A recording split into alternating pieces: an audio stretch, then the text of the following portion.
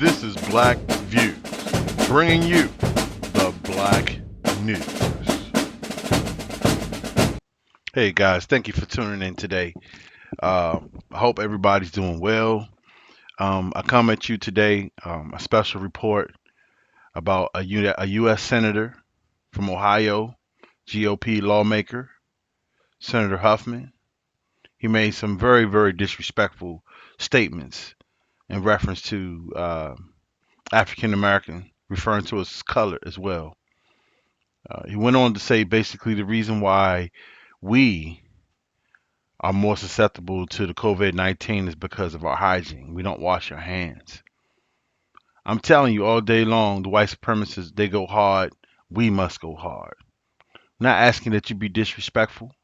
I'm not asking that you disrespect others. I'm just asking that your mind stay in a frame of warfare, that your people come first. Because although people are making changes, supposedly making changes, in their mind, they still think warfare. Out of all that has happened, we have these tyrants out here that still push and make jabs at us as if we are asking for something that we're not supposed to get: the right to live, the right to breathe, the right to go to and from without constantly being fucked with. Now, I'm not providing shelter for criminals because if you're wrong, you're wrong. I'm just asking that police officers do their jobs. But I want you to watch this video here, and I want you to basically see exactly what we're talking about. Here we go. An Ohio State senator is making national headlines following remarks made during a hearing on COVID-19 and health disparities in minority communities. 2 News reporter Leah Williamson is live after asking questions of the senator's colleagues and constituents and has some new information. Aaliyah? Senator Steve Huffman represents District 5, which includes Tipp City. Now, when I was here today, many of the people I spoke with said they were taken aback by these comments. However, his fellow senator and colleague says he doesn't believe the comment should be the focus of the conversation. Could it just be that African Americans or the colored population do not wash their hands as well as other groups? That comment setting off a firestorm of strong reactions. Wow, did you hear what this motherfucker said? Basically, he's saying that we don't wash our hands, and like it's all straight bullshit. The motherfucker's playing games. They're asking serious questions, and he's playing games to say some stupid shit like that. And you're a lawmaker. You take an oath to serve the people, and there's black people in your community that you serve. You take an oath to uphold the Constitution, and now you understand why there's a distrust between the police and the people, a distrust between the government officials and the people, a distrust between judges and the people. Because you have people like this who go to school, acquire knowledge, degrees, even get elected into position, and then when it's time for their input of integrity or their input of wisdom, these are the things that they say. So they show you every day that your government is not for you. Okay? And that's why, once again, like I said in this first part of this video, our minds need to be where it's supposed to be. We need to be thinking about what's best for black people. Once again, don't be disrespectful to other groups, but we have to focus on our group. We could be black and brown after we can detail and understand and achieve the things that we need to achieve as black people first. Okay? Because we already been hypnotized under the notion that when other immigrants get here, that they were going to help us with this push for freedom or this push for a society of equality, and that's furthest from the truth. The immigrants get here and they assimilate because it's basically lie down or get down. No, I'm sorry, get down or lie down, or vice versa. and they understand that.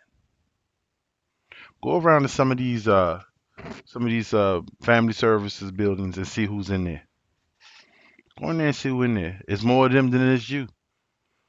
But when it's time for us to get what we supposed to get, that our ancestors built this country, and we've been so disenfranchised for so long that this is the norm.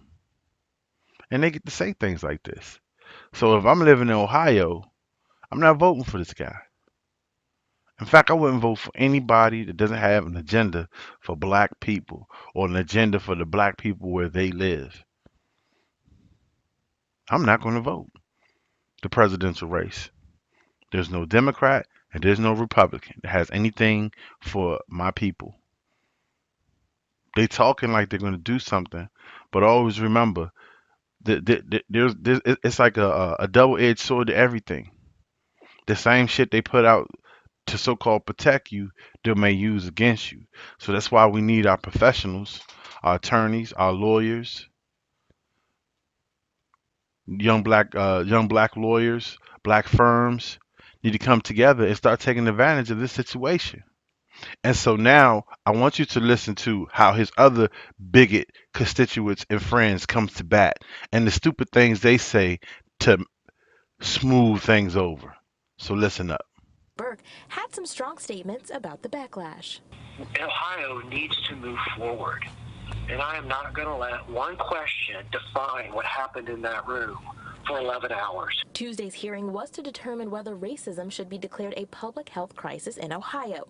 Burke says there's a lot of learning that needs to be done. The wording could have been better, but everybody has a different starting point on this issue.